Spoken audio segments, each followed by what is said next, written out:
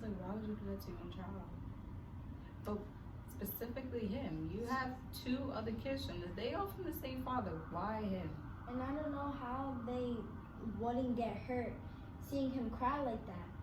Like, and yeah, they said, oh yeah, it hurt him when he started crying. And obviously it didn't if you continue doing it and knocked out his teeth with a bat. Who does that? Who does that? And watch him cry on the floor. And then put him in a box for like 24 hours. Mm-hmm. Isn't While that he's wet and got pee on himself. Not exactly eating. like freaking burns on his neck? Like, no child should look like that. No human child. being Yeah. should go through that. Yeah. And there are some people, you know, I think you guys are the appropriate age I think it was appropriate to have this conversation, especially at this time, your age, my age, because it still shocks me, and I'm older.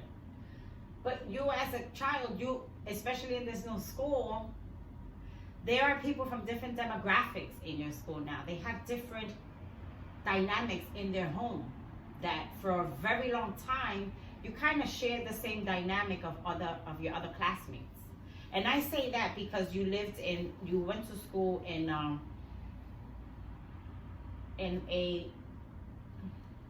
I want to say wealthy area because it was wealthy, but wealthy people have problems too, and wealthy people are victims of abuse, and wealthy people are abusers as well. So I don't want to say that, you know, that is because you was around rich kids. But I do want to say that there are more resources, or there were more resources to families that had the ability to seek a therapist, to pay for it, to send their child to therapy all the time because, you know, they have, you know, they always a diagnosis, you know, like they run to a doctor because their child is misbehaving, you know, so they'll spend thousands of dollars, you know, on a psychiatrist and just numb the child with medication because, you know, that solves the problem. But you hardly see that kind of psychological abuse in that dynamic because that mom grew up in a poor area And was abused herself. and she was abused herself. And that's one of the reasons why it's so important to break the cycle. I didn't grow up with my mom and my dad. I kind of feel like I failed you guys for not having that dynamic, not having the mom and dad dynamic in the home, not having a healthy dynamic in the home, because that's very important. It's very important, not in this case, but if I need a day off, or if I need a mental health day, I have my husband that can take care of you guys' problems. I don't have to compartmentalize my issues and put it in the back burner because I have to be available for your issues, for you guys' issues. And what helps me do that, deal with my issues, deal with your issues, deal with the men that I got involved with, deal with their issues, is education. I was able to know, okay, I read this, that means my brain is acting this way, my brain is telling me this is wrong, my brain is depressed, my brain is telling me this person needs help. You know, I was able to do that with education. The mom dropped out in the 8th grade. She had education of a 12-year-old. She had an education of a 12-year-old. Madison, you catch tantrums now and you're 12. Imagine if you had that same level of education when you was 35 years old and you had this little boy that you don't want because for whatever reason he made your life uncomfortable.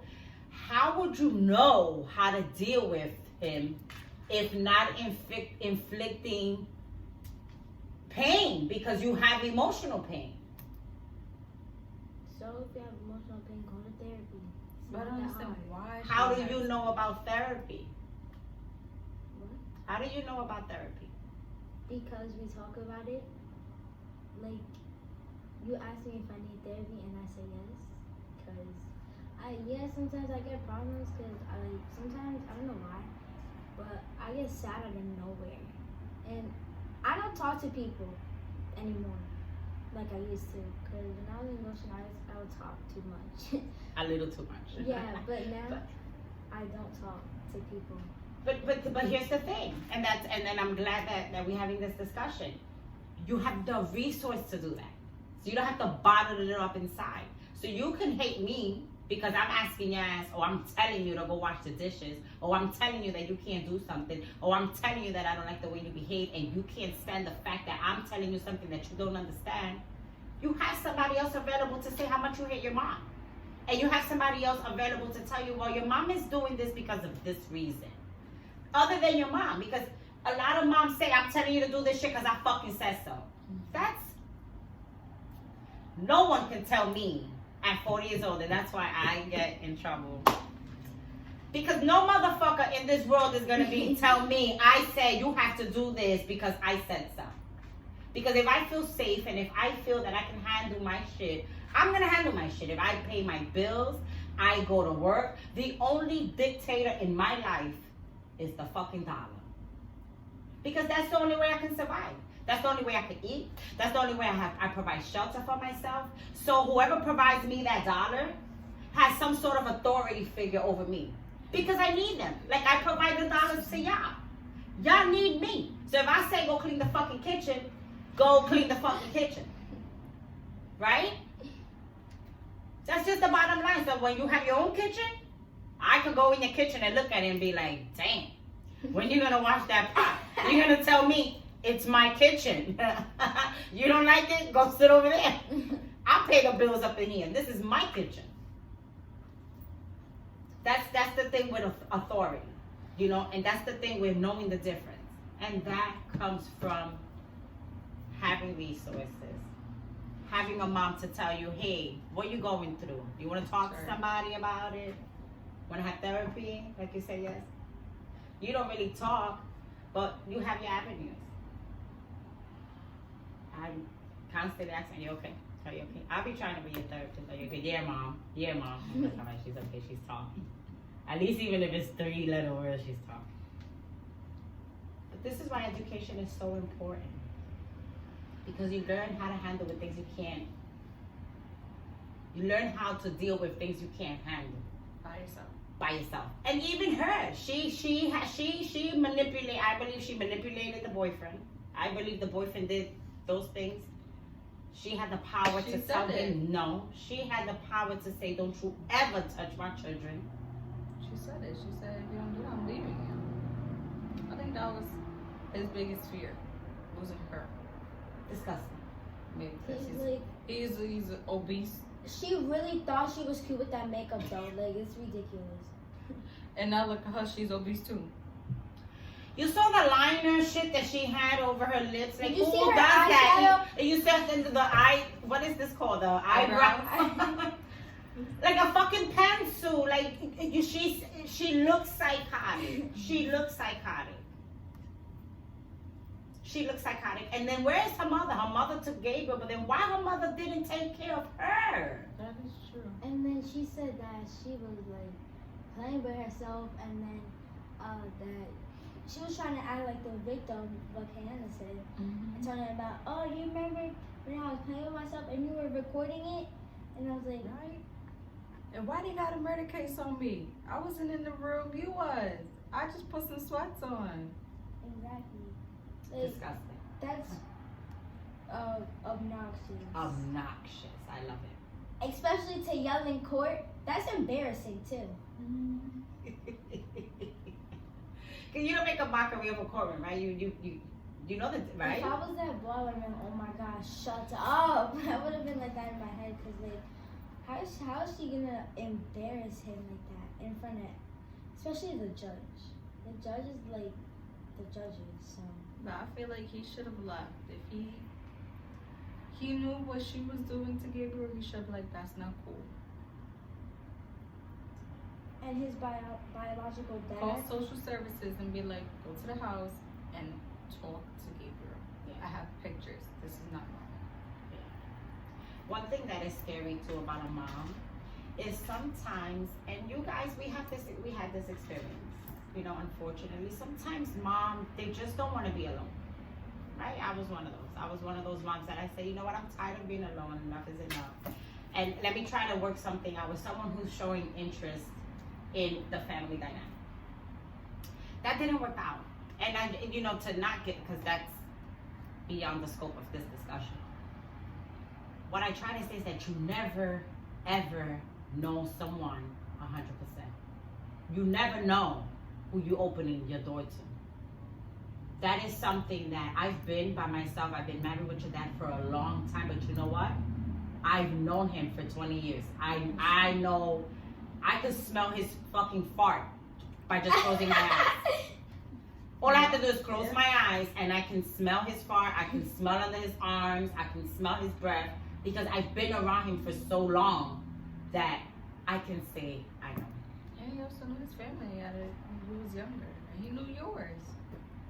So that makes a big difference because they didn't know each other. She had an ex-boyfriend, the Lewis guy. She had 3 kids from another man, and then she just moved this man in, brought in this little boy, stripped him away from his comfortability, and brought this boy into a world of evil. That's why they always say that it's better to talk to somebody first and get to know them first before you date them. Exactly, But because I don't- I'm sure he didn't get to know her. That's true. But I don't think they was doing anything to the oldest one. They just didn't. Gabriel. And they Which didn't I have don't Gabriel, understand. so I don't, so, you know, they don't really speak. The first boyfriend testified, but he didn't really testify as to the relationship that she had with her other 2. He testified as to the fact that she was abusing him. That's true. She would fight, and then she would swing, and then she you know, she was abusing him. So he was like skedaddles, you know? So, you know, maybe he kept control of the household. Maybe he treated those 2 kids as, you know, as his own. And so that she couldn't be her true self with him. And that's why she left him, because she needed to have, like the aunt said, she needed to have control of her significant other to be with them. And then she manipulated that control into having someone be hurt, because all along she was hurting. And she was going through this shit. And she, you know, it's... That is true. They probably Her old didn't. boyfriend was probably protecting the kids from her. And Gabriel wasn't in the house. Gabriel was With with his the uncles. They probably didn't hurt the older people because they knew that the older kids were actually gonna do something about it, and they would have been in jail a long time ago. And I think that was one of the allegations as to why they kept Gabriel in the little box, was to keep him from unexpected visits from social services. Because they knew the oldest, they weren't hurt, so they could be visible. But if they let Gabriel walk around and then they have a knock on the door, like they had that knock on the door at 2 o'clock in the morning, then they will be held liable for their mistakes. But it's just such an outrageous story. You know, this has happened before, but this is the story that's happening in your time frame that you guys was able to see this. But this happens before. You know, there's parents that they're just not able to take care of their children because not only mental illness, because she has had mental illness. She suffered from PTSD from being sexually abused. She has a very, very low IQ. She dropped out at the 8th grade. She started using drugs at the age of 9. She started using crack cocaine at the age of 12. So her brain didn't develop correctly. So I get that. I'm not excusing her behavior. You know, I don't think that she should have had the death penalty, even though yesterday as I was watching it, I wish that they would have killed that bitch as well. I probably wish that she would get beat the fuck up and beat to a fucking pope in prison and die like that. I wouldn't mind that She shit. probably did get beat for her. I wouldn't mind somebody beating a fucking actual life out of her in prison so she could die in pain. That would be my preference. And that's a little form of sadisticness as well. But you know what? I mean, I whatever. You know, I probably wouldn't do it myself because, I mean, if I was in prison for the rest of my life, maybe I would have.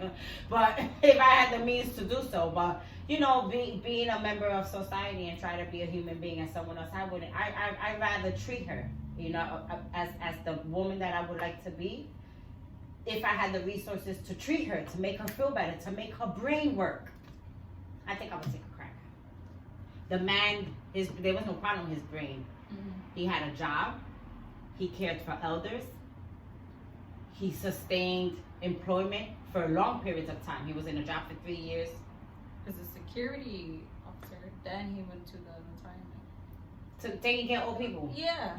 So he was a caretaker. So what he did was just pure evil to impress a bitch out of lust. Because that's not love, that's for a lust. sin. Exactly. That's a sin. So when you sin, then you go to hell. Exactly. And if you believe in hell. But the government, how did the government failed. Well, we spoke about how you feel that they were supposed to protect him. Do you agree with the charges that were brought against the social workers? They were going to go to jail. I don't know if you went that far to see that. The